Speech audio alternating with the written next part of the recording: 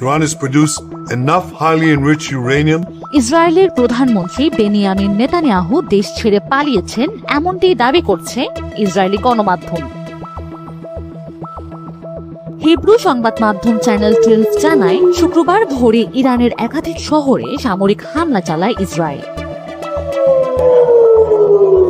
আর এর কিছুক্ষণ পরে প্রকাশ্যে আসে একটি ছবি, যেখানে দেখা যায় দুটি যুদ্ধ বিমান পাহারা দিয়ে নেতানিয়াহুর বিমান নিয়ে যাচ্ছে দেশের সীমান্ত পেরিয়ে এক অজানা গন্তব্যে।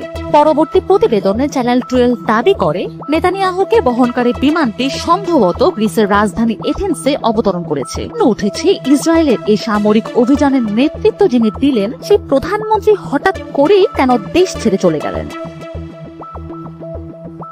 এদিকে ইরানের সরকারি বার্তা সংস্থা ইরনা জানিয়েছে, ইসরায়েলি হামলায় নিহত হয়েছেন ইরানের সেনাপ্রধান মেজর জেনারেল মোহাম্মদ বাকেরি এবং IRGC প্রধান কমান্ডার মেজর জেনারেল হোসেন সালামি। এই হামলায় আরও প্রাণ হারিয়েছেন ইরানের 6 জন শীর্ষ পরমাণু বিজ্ঞানী। এই ঘটনার জবাবে ইরান হুঁশিয়ারি দেয়, এর চরম প্রতিশোধ হবে। আর সেই প্রতিশোধ নিতে খুব একটা দেরি করেনি তেহরান। শনিবার ভোরে ইসরায়েলের বিভিন্ন স্থানে ব্যাপক ক্ষেপণাস্ত্র হামলা চালিয়েছে তেহরান। আর এমন উত্তপ্ত পরিস্থিতিতে দেশ ছেড়েছেন নেতানিয়াহু। তবে কি ইরানের কঠোর হুঁশিয়ারি আর পাল্টা হামলার জবাবে নিরাপত্তা শঙ্কায় দেশ ছাড়তে বাধ্য হলেন নেতানিয়াহু?